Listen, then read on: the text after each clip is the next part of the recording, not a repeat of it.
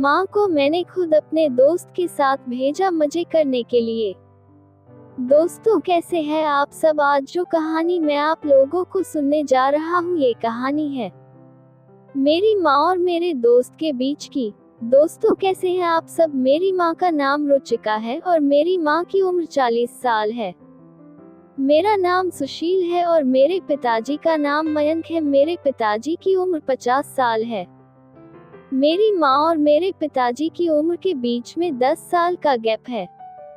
पिताजी 10 साल बड़े होने के साथ साथ पिताजी ने काफी बड़ा व्यापार अपना बना लिया है, जिसकी वजह से हम काफी पैसे वाले हैं।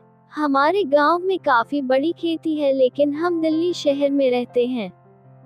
खेती करने वाला लड़का मेरा ही दोस्त है जो गांव में रहता है और हमारे गांव की खेती संभालता है। एक साल में जितने भी खेती का पैसा होता है वह हमारे घर पर देने आता है और कुछ दिन के लिए घर पर ही रुकता है। उस लड़के का नाम अभिषेक है, जिसकी उम्र लगभग मेरी उम्र के ही बराबर है और हम दोनों अच्छे खासे दोस्त हैं। हम दोनों में काफी बनती है। आपको तो पता ही होगा गांव के लड़के कितने लंबे चौड़े होते हैं, क्योंकि उनका खान पीन काफी अच्छा होता है।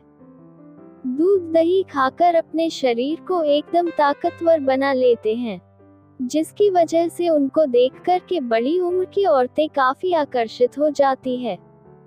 ऐसे ही गांव में जो लड़का खेती करता है अभिषेक, वह भी काफी हट्टा कट्टा और शरीर से काफी अच्छा है। वह जिस दिन मेरे घर आया था, हम लोग उसको देखते ही रह गए थे।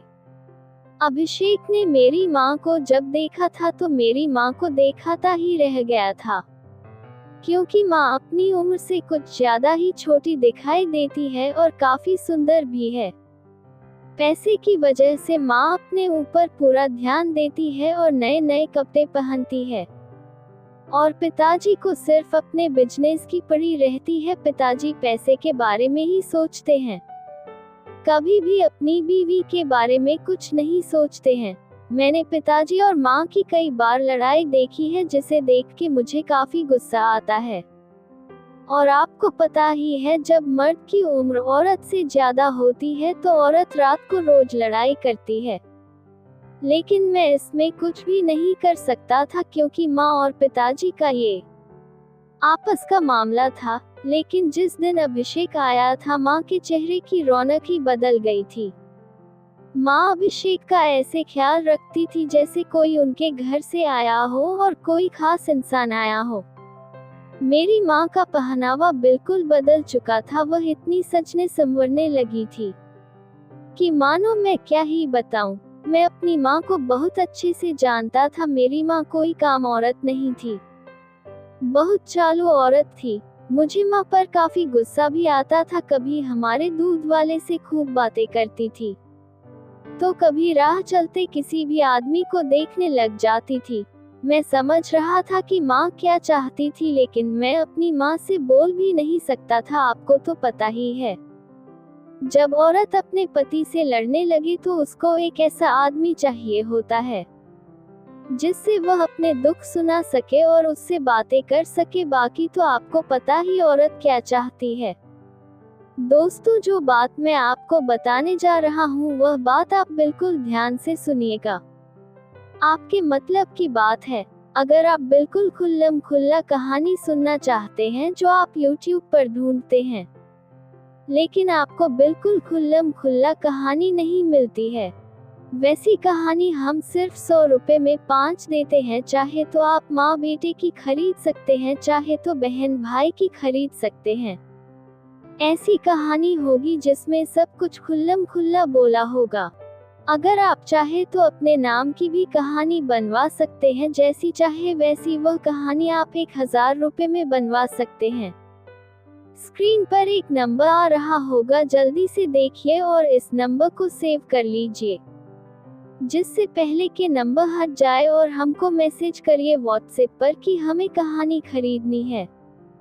सिर्फ 100 रुपए में 5 कहानी आप खरीद सकते हैं, एकदम ओपन वाली, जिसे सुनकर आपका पानी निकल जाएगा। वैसी कहानी आपको YouTube पर कभी भी नहीं मिलेगी। और आपको मैं बता दूं, ये कोई लड़की का नंबर नहीं है, सिर्फ कहानी वाली कंपनी का नंबर है। आप हमसे देसी वीडियो भी ले सकते हैं जिससे आपका पानी निकल जाएगा। तो व्हाट्सएप नंबर पर मैसेज करिए और कहानी खरीद लीजिए या अपने नाम की 1000 रुपए में कहानी बनवा लीजिए। तो दोबारा कहानी पर आते हैं। गांव से जो लड़का अभिषेक आया था, उसने भी यह जज कर लिया था कि मेरी माँ उसको बहुत ज्यादा पसंद कर रही है। पिताजी सुबह अपने काम से चले जाते थे, पूरा दिन मैं घर पर ही रहता था। कभी मैं अभिषेक के साथ शाम को इधर उधर घूमने चला जाता था, फिर वापस घर आकर के हम चाय पीने लगते थे। मेरी माँ अभिषेक से अजीबोगरीब बातें किया करती थी और अभिषेक से एक दिन पूछने लगी कि तुम्हारी कोई गर्लफ्रेंड है। अभिषेक ने मुस्कुराते हुए जवाब दिया, नहीं आंटी, मेरी कहाँ कोई गर्लफ्रेंड होगी, मैं तो गांव का हूँ और आपको तो पता ही है गांव में ये सब चीज बिल्कुल भी नहीं होती है। तभी मेरी माँ ने कहा कि तो क्या हुआ, तुम यहाँ किसी को पसंद कर लो, तुम तो देखने में काफी अच्छे दिखते हो, तुमसे तो कोई भी लड़की तैयार हो जाएगी शादी करने के लिए।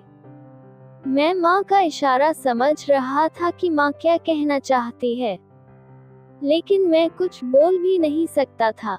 जब माँ अभिषेक से ऐसी बातें कर रही थी तब मुझको बहुत गुस्सा आ रहा था। तभी मैं उठ करके अपने कमरे में चला गया।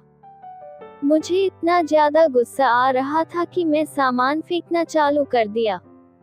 अपने कमरे की चादर उठाकर फेंक दी और कांच का गिलास उठाकर के जमीन पे पटक दिया।